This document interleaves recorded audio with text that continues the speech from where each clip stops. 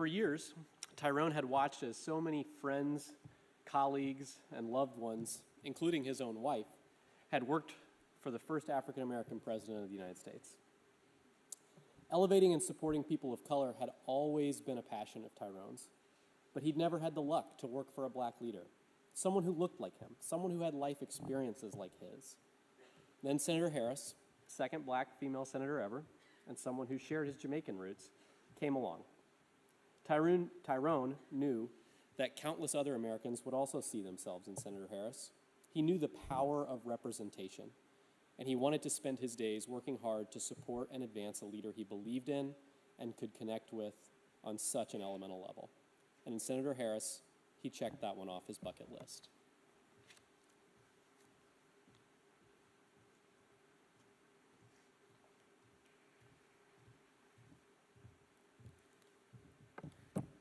To the Gayle family, Beth, and to all the friends and family and Secretary Clinton, it is truly an honor to join today in this celebration of Tyrone's life. And I don't know that Tyrone knew about my Jamaican roots at the beginning, but then I was like, what man? Everything Irish, you good? And he looked at me with the most curious look, like, where did that come from? And when I met Tyrone's parents, when you came to visit the office, I said, you didn't teach Tyrone any patois. And I think it was on his bucket list to learn a couple of words. He tried. But it is truly an honor to be a part of this extraordinary service for an extraordinary man. So I knew Tyrone for a shorter period than many of you, but the impact that he had on me and on our team was truly immense. And the whole team is here and has been mourning his loss. Because Secretary Clinton, as you and I were talking about, we're fortunate enough to grow these families, and they truly are families. But he made us better. Tyrone made us proud, and he will always be in our hearts. So Tyrone and I began working together when I started as a senator, and our team was still very small. And as you've heard Lily mentioned, we didn't have an office yet when we started, so we were working out of a temporary office in the basement of the Dirksen building. We didn't have windows, we barely had pens. We pretty much had nothing, but we had Tyrone. And those of you who know what it's like to be in these offices and work in these interesting times, you know that you quickly bond when you are joined in terms of the purpose and the work that needs to be done. And so that is what happened, and you quickly become a family. And for that to happen, though, you need to have people on the team who set the tone and who remind us of the work that we are doing and who we are working for. And that's about also showing how we should treat others and the dedication that is necessary, especially when the pressure is on and the pressure is high. And that's who Tyrone was for us. He set the tone. Tyrone was an idealist. He believed in honor and integrity, clear eyes, full hearts, can't lose. He was a patriot. He believed that America is great because America is good. And every day he did his part to make sure America would be better. Tyrone was an original. When everyone else was drinking Cabernet or whiskey neat, he would order the fruitiest, most elaborate tropical drinks he could find. No ego there. And Tyrone was an anti-snob. He treated everyone the same. And by that I mean he was respectful to everyone. And he would cheerfully rib anyone for pretty much anything. And I got a dose of that when he and I made a playlist together, my Spotify playlist, in honor of African American Music Appreciation Month. So this was early on in our Jennifer relationship, our partnership, right? And so I pretty much assumed that he and I would have the same taste, musical taste. I thought we would see eye to eye. Yes, we both have Jamaican roots, so I took for granted that at the very least we would agree on some Bob Marley. But when he gave me his recommendations, I couldn't believe it when I saw these 3 words on that list: boys to men.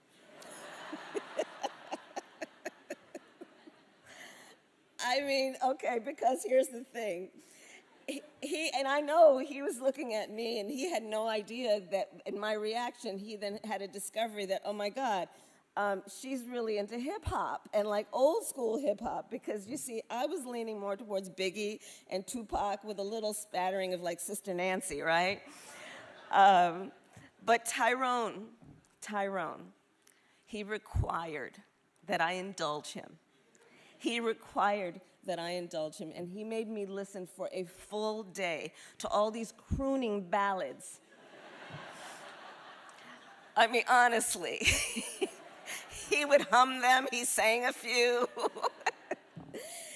And in the end, of course, I had to concede because, you know, diversity of genres is consistent with our approach to life in general. And so if you look at that playlist today, you will see there it is, end of the road next to Juicy. Thank Tyrone. And Tyrone also would regularly walk with me through the halls of the Hart and Dirksen Senate office buildings to committee hearings, because as many of you know, there's press in all of the hallways, and each day there might be some issue for which I'd have to do an interview, or want to do an interview. I'm sure there are a lot of press people here. Deeply desired, as I was running from you. But the thing about Tyrone is this. And so along that walk, he would then brief me of the news of the day. And, you know, sometimes the news was good, but often there were difficult issues to discuss. Today we could talk about the fires as an example, and so many other things. But what Tyrone would do is, as we were walking, and you know that bouncy walk, he bounced when he walked. And he would always find a way during what would be maybe a 5-minute walk, if that. He'd always find a way at the end and right before he sent me into the committee room to then also share with me something that was uplifting in the news, some beautiful story or a funny tweet or a cartoon. He always would send me off with a sense of aspiration and hope and a smile. That's Tyrone. He was someone who, yes, he was an idealist. He was a realist. He gave me the news, whatever needed to be said, whatever needed to be known. But then he also mixed that in always with something that was about optimism. In Tyrone coexisted an idealist, a realist, and an optimist, and never a pessimist. And he was excellent at his job. He knew everyone, every reporter, every camera person. He knew their favorite sports teams and their children's names. He could tell you the most recent story or gossip. He could tell you what was wrong and what was right about the way a story had been written. He would talk about what he predicted would be covered the next time and how it would be covered. And his secret also was that he always loved the people he worked with in the press, and they loved him. He would do the work that he had to do of making sure that whatever needed to be talked about would be messaged in the way that we thought it should be messaged, but he never obstructed. He never manipulated. And he just worked. He worked so that others would understand the way he saw the world, and hopefully they would see it the same way.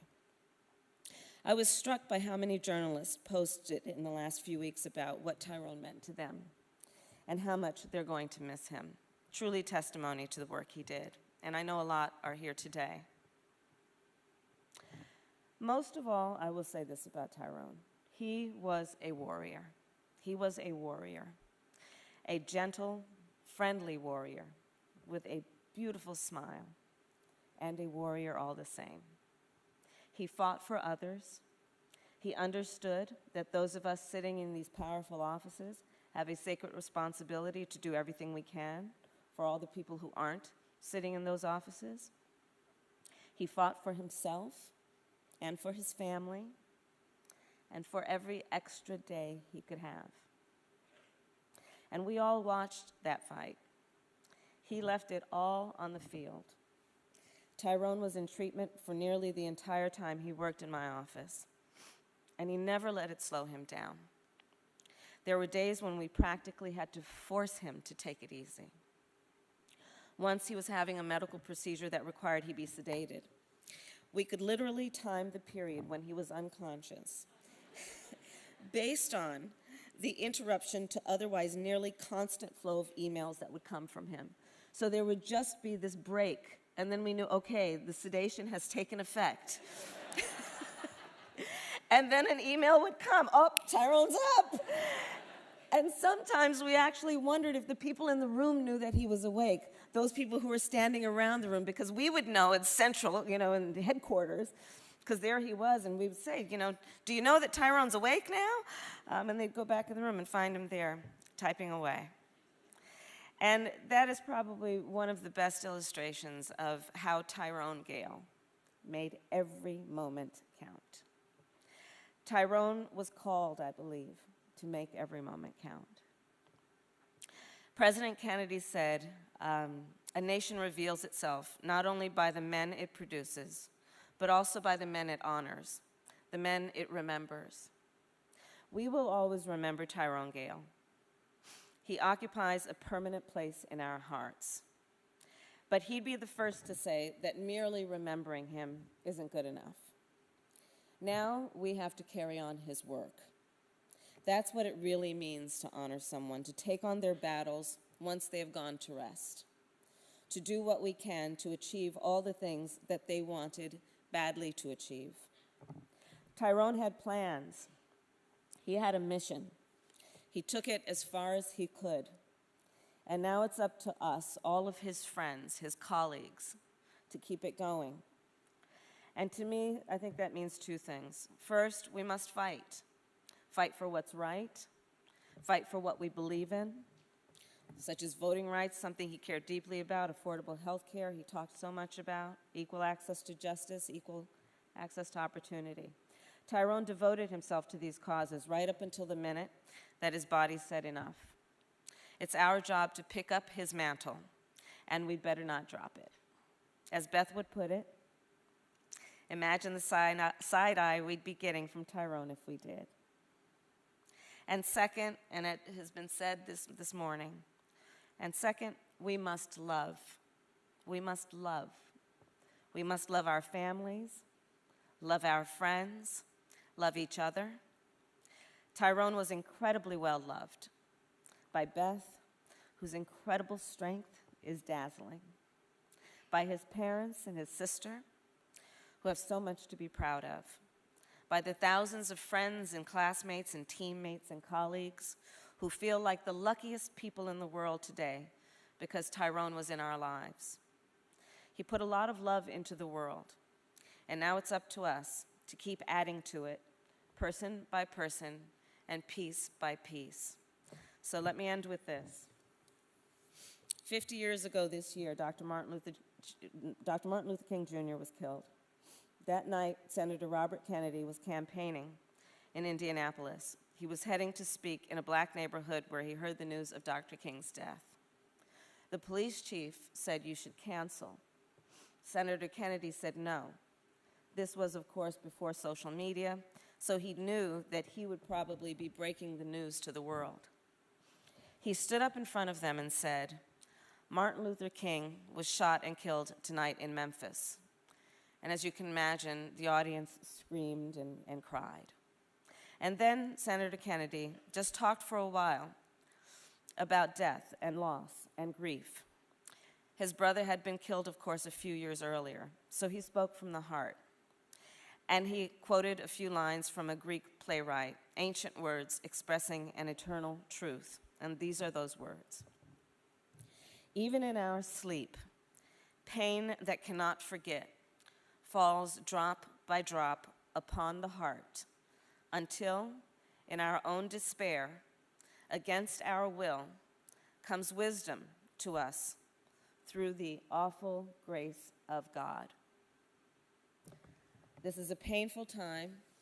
It feels so senseless that Tyrone has passed. And the pain of losing him will continue to fall drop by drop, upon our hearts for a long time. But there is wisdom here too. Tyrone helped us see what matters most. He made us stronger, and he made us a tighter community. He made us all step up our game. I feel changed having known him. He made me a better public servant and a better person. And he will continue to make all of us better because he lives on in us, in our memories, and in the bar he set for all of us, which remains high as ever.